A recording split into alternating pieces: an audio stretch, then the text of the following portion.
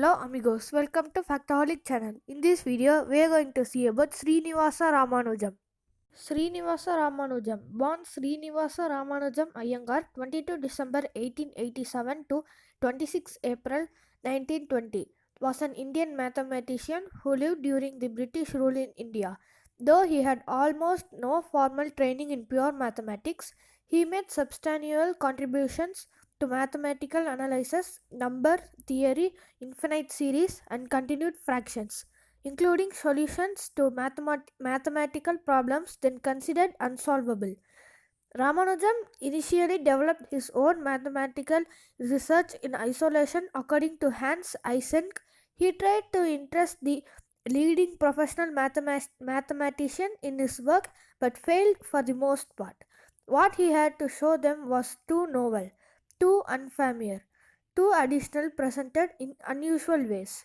They could not be bothered seeking mathematicians who could better understand his work. In 1913, he began a postal partnership with the English mathematician G. H. Hardy at the University of Cambridge, England. Recognized Ramanujan's works as extraordinary. Hardy arranged for him to travel to Cambridge. In his notes, Hardy commented that Ramanujam had produced groundbreaking new theorems, including that some defeated me completely. I had never seen anything in the least like them before, and some recently proven but highly advanced results.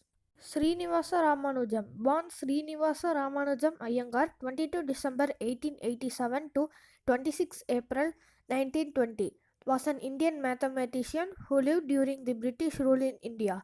Though he had almost no formal training in pure mathematics, he made substantial contributions to mathematical analysis, number theory, infinite series, and continued fractions, including solutions to mathematical problems then considered unsolvable. Ramanujam initially developed his own mathematical research in isolation. According to Hans Eysenck, he tried to interest the leading professional mathematician in his work but failed for the most part. What he had to show them was too novel, too unfamiliar, too additional, presented in unusual ways. They could not be bothered seeking mathematicians who could better understand his work. In 1913, he began a postal partnership with the English mathematician G. H. Hardy at the University of Cambridge, England. Recognized Ramanujan's works as extraordinary. Hardy arranged for him to travel to Cambridge. In his notes, Hardy commented that Ramanujam had produced groundbreaking new theorems, including that some defeated me completely.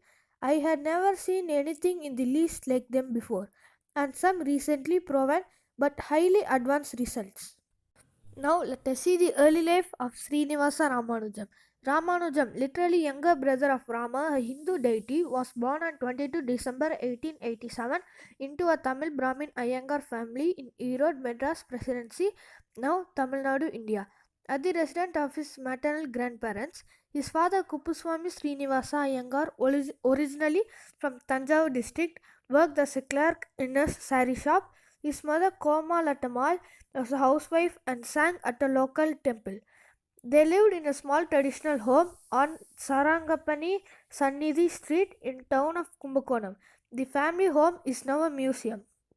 When Ramanujam was a year and a half old, his mother gave birth to a son, Sadagopan, who died less than 3 months later. In December 1889, Ramanujam contracted smallpox but recovered, unlike the 4,000 others who died in a bad year in the Tanjavur district around this time. He moved with his mother to her parents' house in Kanjipuram near Madras.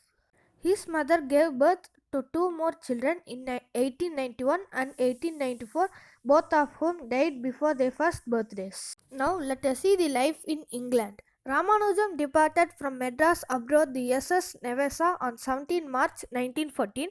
When he disembarked in London on 14 April, Neville was waiting for him with a car. 4 days later, Neville took him to his house on Chesterton Road in Cambridge. Ramanujam immediately began his work in Littlewood and Hardy.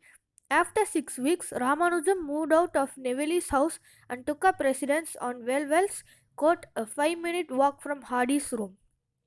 Hardy and Littlewood became two theorems from Ramanujam in the first two letters, but there were many more results and theorems in the notebooks. Hardy saw that some were wrong and others had already been discovered, and the rest were new breakthroughs.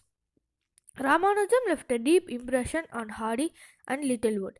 Littlewood commented, "I can't believe that he is a least at Jacobi," while Hardy said he can compare him only with a Ural or Jacobi.